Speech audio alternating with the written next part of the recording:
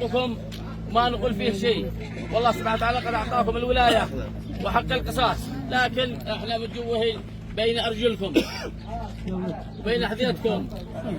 تكرموا هذا الرجال تعتقوا لوجه الله، ولا احنا محكمين وحملونا الجبال يا أصحابنا.